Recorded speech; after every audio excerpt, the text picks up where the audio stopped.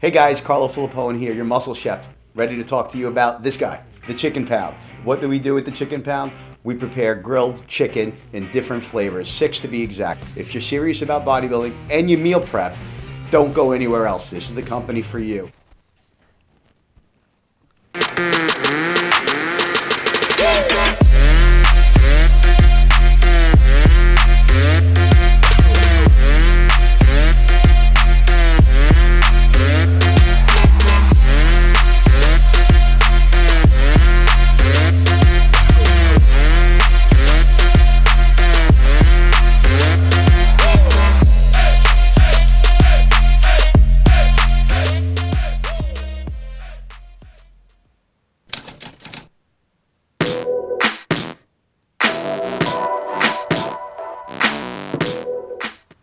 RX Television on RxMuscle.com. This is Ask Dave, better known as hashtag Ask Dave, brought to you by Species Nutrition, Titan Medical, the Chicken Pound, Lift Ugly, and the Dubai Muscle Show taking place between December 5th and the 7th in Dubai. I'm your host, Sadiq Faruqi. This is your 30-minute question and answer show with Dave Palumbo. All your questions on diet, supplementation, IFBB pros, competitions, whatever's on your mind.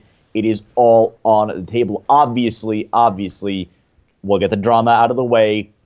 Live with Bob Ciccarello is live right now at RxMuscle.com. And, of course, the YouTube channel. Watch the interview and draw your own conclusions. As we now bring in Dave Palumbo. Dave, we just teased it. The Dubai Muscle Show is going to be between December 5th and the 7th. It's going to be our second year covering it. And for a second year in a row, those interviews, they're going to be some prime interviews, including Phil Heath, Hadi Chupon, Mr. Olympia Brandon Curry, and so many more, Larry Wheels. They're going to be on our channel on RxMuscle.com and the RxMuscle YouTube channel. Yeah, and once again, Sid, you're going to be covering for me. I have baby, duty, and so you'll be out there doing the interviews this year. Obviously, we went out there last year together. Next year, I'll be back with you again on the circuit again, but you'll be covering that. But we're going to have, I know we're going to have Phil Heath on, because I think he's like the top calling, ambassador of the Dubai Muscle Classic this year. And we're going to get him back on the show and for a little interview and talk about what he's going to be doing out there and what's going on with his product line and get a little update from him. So, I always, I don't know if I've ever actually gone on record or said this, but I actually enjoy interviewing Phil because he actually has a very strong opinion. And, Kai is fun to interview because I know Kai since he's a kid and I know the fans love him, but it's not, it's tough to interview Kai because it's hard to get a straight answer out of him.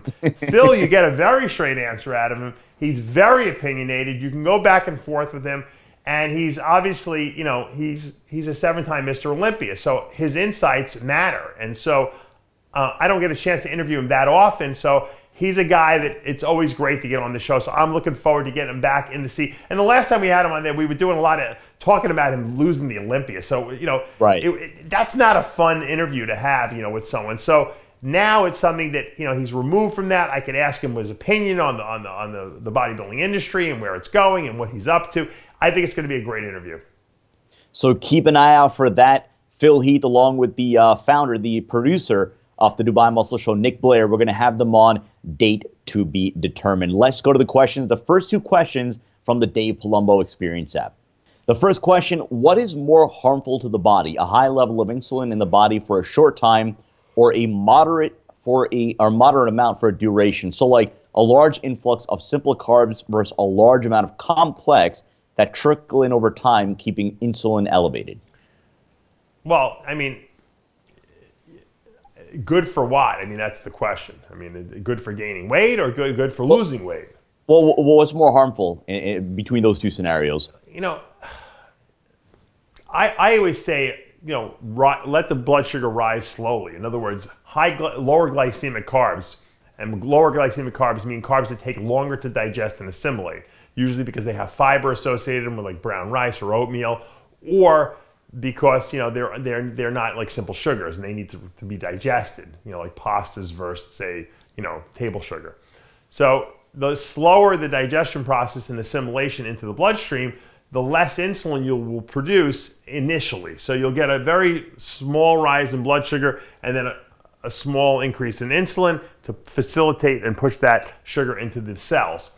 If you eat simple sugars, they go into the cells very quickly because they get absorbed fast, they don't need to be digested, and then as soon as the blood sugar rises in the bloodstream quickly, you get a surge of insulin, which brings down the blood sugar, and a lot of times it brings it down too much. You can get low blood sugars after eating, a low glycemic, a high glycemic meal, and a lot of times you can store some of that extra those carbs as fat because you're releasing too much insulin. So I always say gradual insulin release is better. Now, when we're talking about carbing up right before a show, we eat low glycemic carbs because we want to get them in the muscle faster. But on a regular basis, you're better off eating lower glycemic carbs. Second question, again from the Dave Palumbo Experience app. What's a better option for muscle growth and health? 300 mg test per week or 200 mg test plus 30 mg Anavar or Winstrol a day? Well, for health purposes, just regular HRT testosterone, the 300 milligrams per week is probably your better option because there's really no toxicity to testosterone, especially long-acting esters. For muscle gains, we know that when we combine two anabolics together, testosterone with an anabolic, you're going to get an enhanced effect. Okay, they're going to augment each other. So the Anavar and testosterone at 200 milligrams a week of testosterone with the Anavar is going to give you better muscle gains, but obviously, Anavar is an oral anabolic. It's fast acting. It requires, breaking down by the liver. Even though it's not very liver toxic, it only has minimal. It does have some toxicity. So from a health standpoint, the Anavar wouldn't be the best choice. You'd be better off going with the HRT dose of 300 milligrams. For muscle building, you'd want to go with the two compounds. I mean, really, they're not that much different, but I think when you combine two steroids together, you get a better pharmacological effect in terms of building muscle. And I want to just thank everyone who's out there who is an app member of the Dave Palumbo Experience app, which you can download at the Apple Store or the Android Store. It's $29 a month. You get access to all my videos, all my I can do an exclusive Q&A on there every single week that no one else gets to see. We put up a workout every week.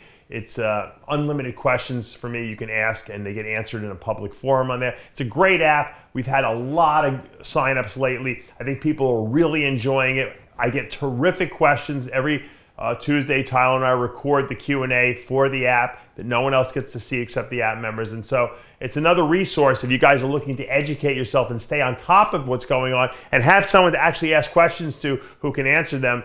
It's a great resource for you. So you can check it out once again at either one of those stores.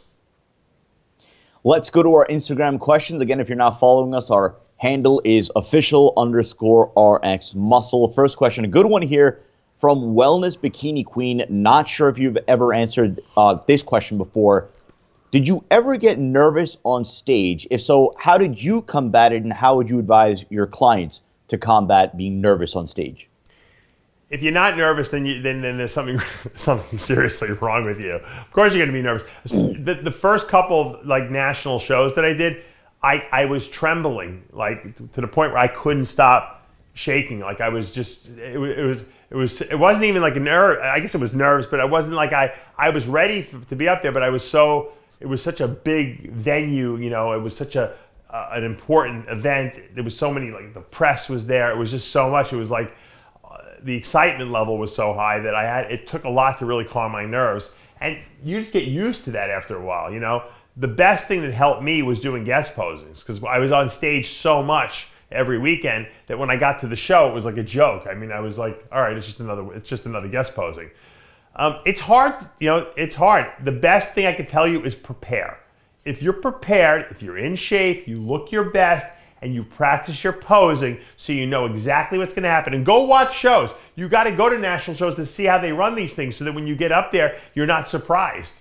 I never did this. I didn't know you have to do that. I didn't know you had to do quarter turns. You got to go to these shows and watch the shows. Be prepared. If you go backstage and you know exactly what to expect, okay, there's nothing that's going to, as a matter of fact, it'll be easy. I would practice posing so much, and my friends would run me through poses and go over the show format with me so many times that when I got there, it didn't even feel that bad. I was like, oh, this is not such a big deal.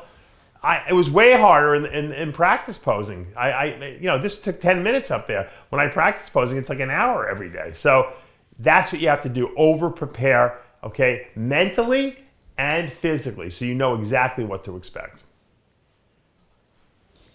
Let's go to Ben Joseph. Recently, I've semi-changed my workouts to include powerlifting methods, i.e. heavier, lower rep compound lifts, faster reps, more explosive movements. Now, I'm noticing my body twitches while I'm sleeping, violently sometimes, wakes my wife up. Would this be my nervous system being affected by my change in lifting technique? It's possible, definitely. It could be a mineral imbalance too. You could be a little sodium deficient. You might want to take I always recommend that everyone takes a good quality, high potency, chelated mineral product. That means the minerals are bound to amino acids. They're way more absorbable. If anyone wants to check out my V-Mineralize, which is my vitamin and mineral mix, okay, that's, it's 10 pills a day. It's 5 pills twice a day, but you're getting everything you need in terms of minerals. They're all chelated. All the vitamins are in high, appropriate dosages. We also have fruit and vegetable extracts in there. So it's a really complete multivitamin, multi-mineral. And a lot of people just don't get enough. They don't realize when you're working out hard and you're sweating out these minerals, okay, these minerals are all cofactors in all the chemical reactions in your body, as well as the vitamins. So you really need a lot more than the average person would. Taking a one-a-day Centrum is not giving you even anything close. You might as well just throw it in the garbage. It's not even close to what your body requires. When you go to that gym and you're deadlifting, 500-600 pounds, and you're squatting, 600 pounds, or if you're a woman and you're squatting 100 pounds, if you're putting maximum effort out in the gym, you're sweating a lot, and you're breaking down a lot of muscle tissue, you need these cofactors to help replenish muscle tissue. Twitching, nervous system twitching is usually related to electrolyte imbalance. Once again, a lot of times it's just a sodium imbalance. People are not eating enough sodium. But a lot of times it could be magnesium and calcium and some of these other minerals as well. So make sure you take a chelated mineral supplement. Let's go to Inogi or Inogi T. Says that he was the one that when we were at the Olympia, he was walking around, Dave, and this will make you proud. He had a Species bracelet on, rocking it proudly at the Olympia weekend. So thank you for that. Recommendations for developing inner quad sweeps and hamstrings. Squatting. Squatting does it all. I hate to say it, it's so simplistic, such a simplistic answer.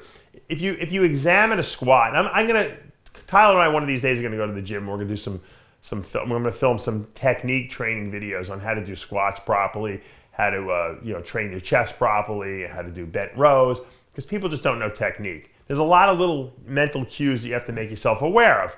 If you want to build legs, okay, if you have a nice wide stance squat with your toes pointing forward and you're on your heels, okay, and you're pushing from your heels on the way down and on the way up, the weight is balanced on there, okay, and you have a wide enough stance where you can open your knees up as you're coming down, you're going to notice that inner sweep to the thigh, which we call the adductor compartment. You're going to notice the glutes and hamstrings, okay, as you're lowering your weight. And then as you're squeezing on the way up, you're going to feel those glutes. You're going to engage these muscles. Okay, a lot of people do partial reps on squats. They don't open their stance up wide enough, so they can't go deep enough. There's a lot of people missing a lot of things, and they're doing the right exercises. They're just not executing them right. They don't have the right technique. And I've helped a lot of people with technique. If I was in the gym all the time, I'd probably be like Charles Glass. I just don't have the time to do that. And for me, I don't enjoy it that much. I like educating people, but I don't know if I could just repetitively do it hour after hour in the gym. I know Charles loves it. There's nothing more he'd rather do.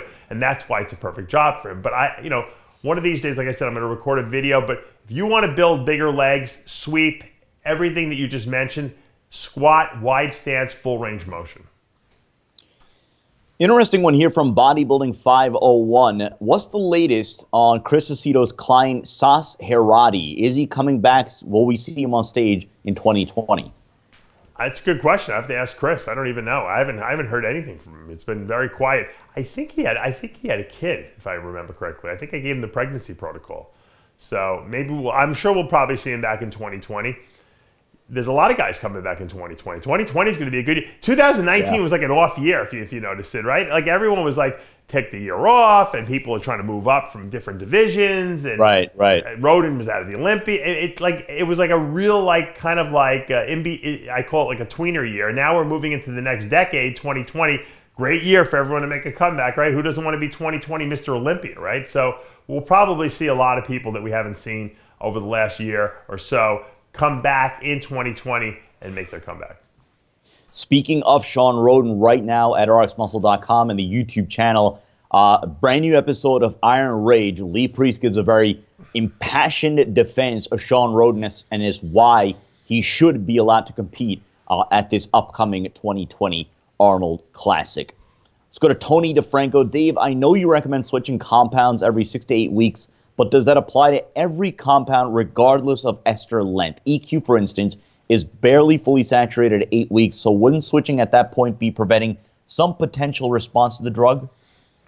No, because you got to remember, let's say EQ takes 2 weeks to get into your system, fully, okay? Because it's a long-acting ester. When you stop EQ after 8 weeks, it's still going to continue to work for 2 more weeks. Because remember, it took 2 weeks to get in your system, so now it's like 2 weeks behind. So you're still getting the full 8 weeks out of it.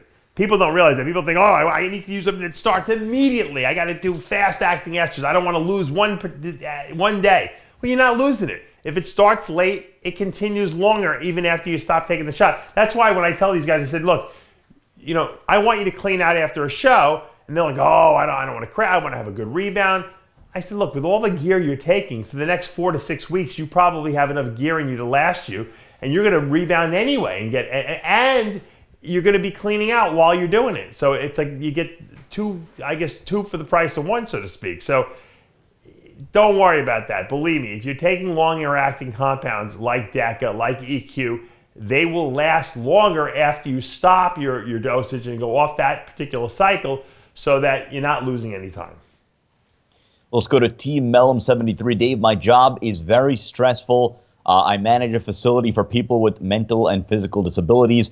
What are some ways to keep stress levels down? I also have trouble sleeping at night due to stress. Yeah, the best way to keep stress and cortisol levels is to sleep. And if you're not sleeping, obviously you're propagating the cycle and repeating it.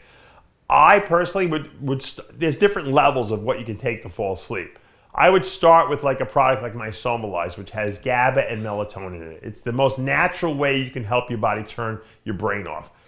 I would also combine that with even a little meditation. You can go on YouTube now and Google meditation. They got 8-minute meditations. You put your headphones on in your phone, you listen to the thing, it walks you through what you should visualize and breathe.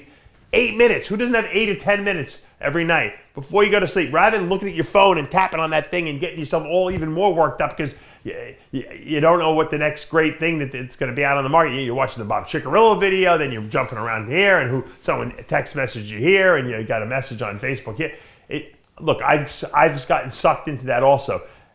You can't sleep because you can't turn your brain off. So do something like a meditation like type of thing before bed.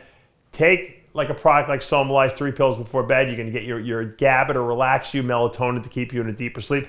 That usually solves most people's problems. If it doesn't, you might need to go to something a little stronger. I don't know. When I would diet for a show and I'd be on Trenbolone, I couldn't sleep. It didn't matter what I took. I could take melatonin. I'd have to take like a little piece of a Xanax, like a 1/4 milligram, just to relax my brain. Okay. If you're not sleeping and you're not resting, you're not recovering, and you're certainly not building muscle. Let's go to Reamers. Dave, what about taking HGH on a ketogenic diet? Is it safe? I'm thinking of HGH raises blood sugar, and being on a no-carb diet sounds like trouble. No, I mean, if you're not eating carbs, your blood sugars will be low, or normal, I should say. Obviously, your liver can raise blood sugar via gluconeogenesis, but the bottom line is what really needs sugar in your body? Your brain. Your brain loves sugar. Once your brain switches to ketosis, because you're eating a low-carb diet, okay, your brain is using fat as fuel now. It doesn't need carbs. So your blood sugars tend to be very stable. They don't really fluctuate up and down.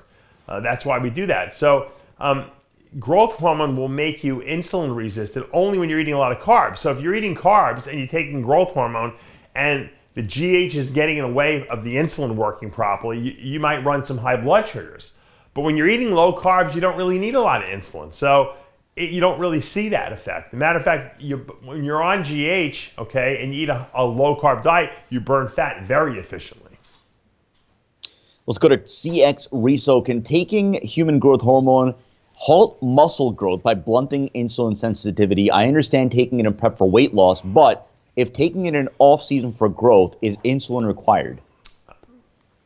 Not for everyone. I was one of those people that I would take GH in the off season, 2 to 3 IUs a day, and I couldn't gain any weight. I was flat as a board. I was ripped, but flat. Probably because it was making me too insulin resistant. I was not absorbing my food. For me, putting in a shot of Humulin R twice a day tended to help me absorb my food better because I was eating an enormous amount of calories, and I grew better. That's me. Another guy could take insulin, turns into a bloated fat mess. It all depends on what your body requires, and that a lot of that trial and error. Let's go to Dumb Dig In. How important are micronutrients for maximum muscle gains?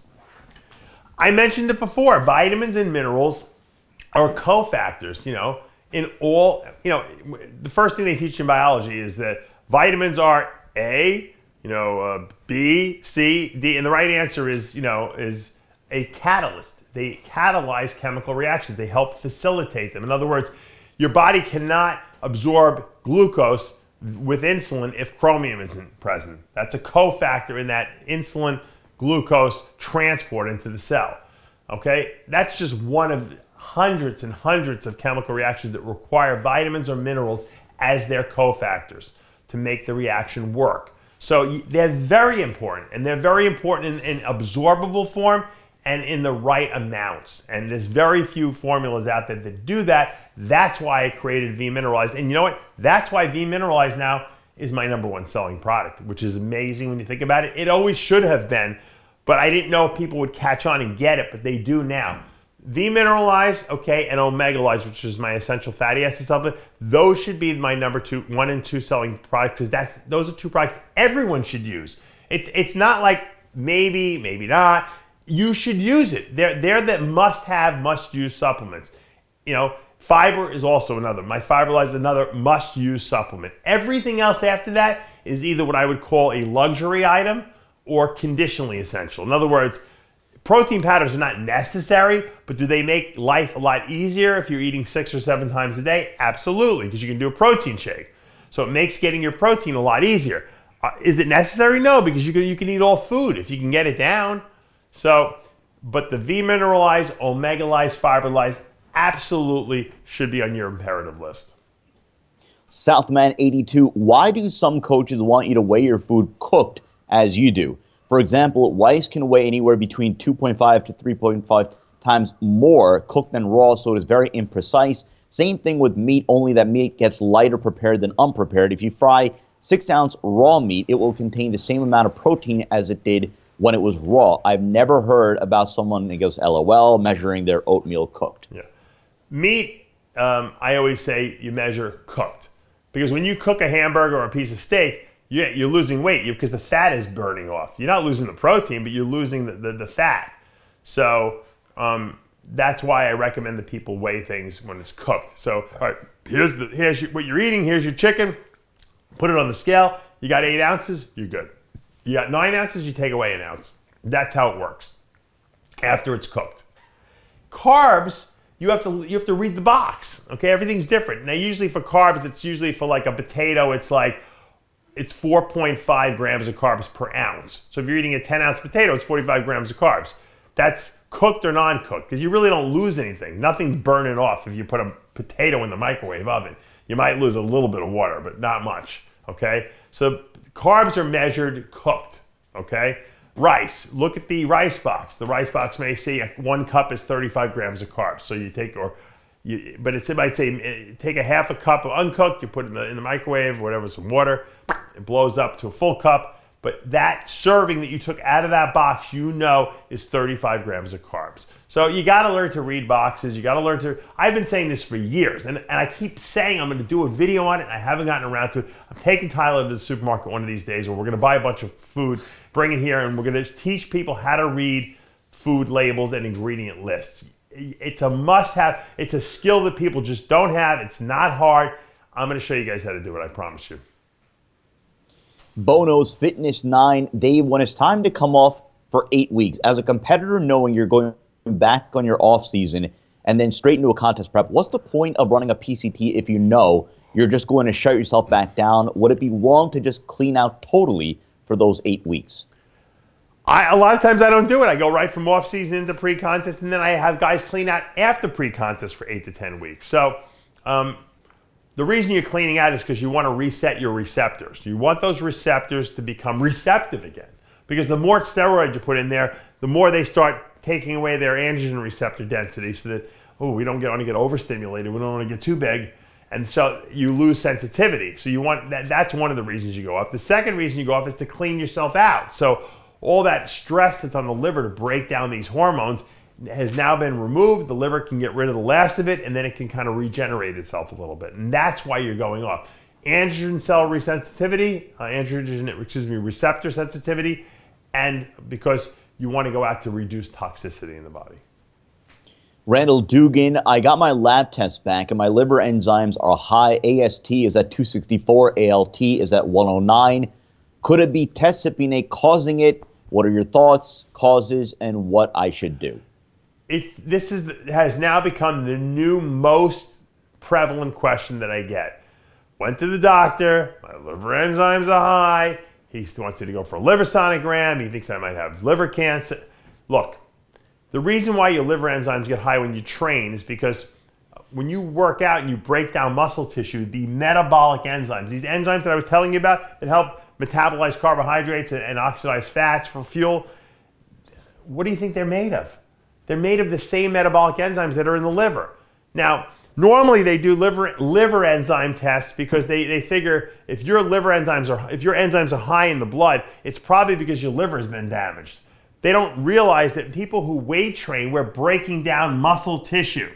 When you break down muscle tissue, the enzymes in the muscle tissue leak into the bloodstream, and they get red high as AST, LALT, and the doctors don't know this, and so what do they say? Oh, you must have some kind of liver issue with you. But I'm doc, I feel great, my eyes are not yellow. I don't understand it. I don't know why I got to do this. Oh, it's not good. You shouldn't have, maybe you have rhabdomyolysis. They go through a million diagnoses. The bottom line is that you're fine. If your liver enzymes are high, but you've been training hard, it's more than likely, almost 99% of the time, it's due to weight training, breaking down lean muscle tissue, leaking those same enzymes, AST, LG, same enzymes that are in the liver cells, that are in the muscle cells, into the bloodstream, and then you're reading that. Take 3 more questions. Matt Towson, does fiber supplement timing affect the timing one should take fat burners, T3 KLEN? Would the fiber blunt absorption if taken too close to the T3 or KLEN? I always try to separate my Fiber-Life shakes from my regular, consumption of vitamins. Sometimes I forget. It gets to the end of the day, I'm like, holy shit, I didn't take my vitamins or my fiber. I'm going to take them, swing them both down together. I don't think it matters, to be honest with you, but I always play it safe, and I don't take the vitamins with the fiber shake. It really is probably only the fat-soluble ones that could be blocked, but you never know. There's vitamin E in there and the minerals, so I'll try to separate them. But usually when I go away and I'm in a hotel the whole, and then I come back to the hotel just at night to sleep, it's like 12 midnight. I'm like, take a shower. I'm like, what am I supposed to do? I just take my vitamins and my fiber all at one time because I don't want to miss out. But on a regular basis, I separate them. I try to do my fiber in the morning or mid-afternoon, and then I do it before bed. Time for a couple of more. D-Rock P87. You speak about eating eggs with omega-3s. This occurs with chickens fed diets with flax seeds. Why not just eat the flax seeds or walnuts ground up in a shake? It takes 45 eggs to get as much as 1 tablespoon of ground flax seeds. Seems super inefficient to eat the egg. Yeah. Well, number one, that's why we're taking fish oil supplements. That's why you're taking my Omega-Lyse formula, because it is inefficient. You have to eat a million eggs to get all of that. So we take it in supplement form. Your essential fatty acids, your omega-6s from GLA, your omega-3s from DHA, EPA, because those are the ones that your body requires. They're the essential ones, okay? So you take those so we get them into the system quickly. Now, the question is, why don't we just eat flaxseed? Well, that's a very good question that I've answered before, and I'll answer it again. It's because humans, first of all, flaxseed provides a lot of the parent compound of the omega-3 fats known as alpha-linolenic acid. The way you remember that, I always teach people, is it's 3 words, it's omega-3. So the omega-3 parent compound, alpha-linolenic acid, gets converted to DHA and EPA, which are the intermediaries which actually are active. Those are the things that do all the good stuff, anti-inflammation in the body, lower LDLs, they do all the good stuff in the body, okay? The problem is humans don't convert the parent compound alpha-linolenic acid into usable form. We don't convert it into EPA, DHA, only with 10% efficiency, which sucks. Humans can't do it, but animals do it very efficiently. Salmon eat the algae, they turn it into DHA, EPA. Cows eat grass, they turn it into DHA, EPA. The chickens eat flaxseed, they turn it to DHA, EPA, and then we eat those animals, or we eat their animal products, and we get the benefits of it. That's how it's always been. That's how it's going to be for the foreseeable future, until we can actually figure out how to, maybe add enzyme or convert the alpha-linolenic acid into usable form. Right now, we can't. Last question from the natural guy. How do you feel now after all your surgeries? Was it worth pushing the borders? I love your work. Speaking the truth is rare in bodybuilding. Hope you're well after your shoulder replacements. I took a shower this morning, and it's been now, December will be 1 year that I had my my right shoulder done. I had my left one done a year and a half before that. And I looked in the bathroom, I didn't have a shirt on, and I said, boom, I hit a double bicep shot for the first time with no pain, able to fully externally rotate my arm, something I couldn't do. Biceps are not too bad, right, for all natural. And you know what? I felt good. I said, holy mackerel, I haven't felt this good in almost 20 years. I've always had pain in my shoulders. So I put my body on the line, and I have a feeling that genetically I had a predisposition to shoulder arthritis. And look, I got as much out of my body as I could. My shoulders, that was a weak point for me for whatever reason. They're replaced now. I feel good. I feel healthy. I'm not in any pain at all. To be honest with you, even throughout that whole time I had shoulder problems, I never took a single pain med. So I never needed any pain med. It was always managed through an anti-inflammatory diet, taking Arthrolize at 10 pills a day religiously, so that I was giving my body the raw materials to keep lubrication in the joints and repair whatever was left. And it didn't bother me. And now I feel really good. Now, my quad that I tore falling on a stupid staircase in India, which is really wasn't my fault. It was other than the fact that I'm very accident prone. It was a wet staircase. It was spiral. It was dark. And so it was just shit luck. But, I met my wife because of it, because she's a physical therapist. So everything happens for a reason. That's the only thing that annoys me. And I'm not in any pain. So I really haven't done anything about it. I have a partially attached quad on the right side. It just doesn't, sometimes it's a little unstable. Obviously, I can't run around and do crazy stuff because I'm afraid it will tear more, but I'm not in any pain. So I'm at a stage in my life where I want to be able to enjoy my kids.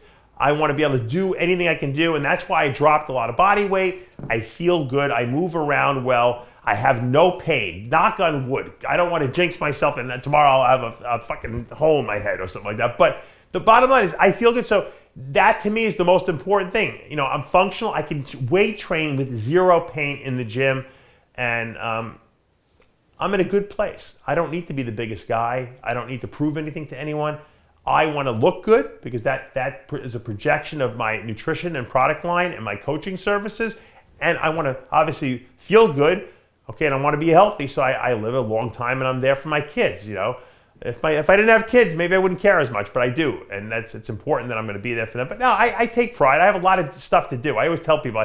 I told Chris Aceto this on the radio show once. I said, I'm not ready to die yet. I got a lot of shit still to do. I got a whole list of stuff that I want to put out and introduce to the world. So some people, they run out of shit to do, and that's when they leave early because they're done. I'm going to be here for a long time, probably suffering well into my late 80s and 90s. So I hope I make it that long. And I told Chris Aceto, him and I could share a room at the retirement home. But the bottom line is you got to constantly recreate yourself and find a way to change. Because if you keep doing if I would have kept pushing heavy weights and taking anabolics and pushing my weight up, I would have done damage permanently to my body, and I wouldn't be sitting here today telling you that I feel good. So that's the mistake that people make. They want to keep trying one more year. At some point you have to say, all right, you know what, I'm not getting better. Now I have to recreate myself and change direction. And sometimes people need a kick in the ass to do that. Sometimes people just have an internal knowing that they should do it. And with me, it was a little of both. You know, if I didn't have a shoulder problem, maybe I would have kept pushing it. So the shoulders kind of forced me to take a different approach. And you guys have to recognize that in yourself. When you get to a certain point, you have to say, okay, enough is enough. What am I going to do now? I can't be that same person the rest of my life. I can't be that 22-year-old kid, you know, who's jacked on steroids, who weighs 300 pounds when I'm 52. It's not functional. People like that die early, okay? We know that. So recreate yourself. Don't be afraid of it. No one's judging you. You're the only person who could actually dictate what you are, what you want to look like, and what the future holds for you. And on that note, that's going to do for this episode of Ask Dave. Again, brought to you by Species Nutrition, Titan Medical, the Dubai Muscle Show, December 5th through 7th, Chicken Pound, and Lift Ugly. For Dave Palumbo and our producer, Tyler Shore, I'm Sadiq Faruqi. We'll see you next time.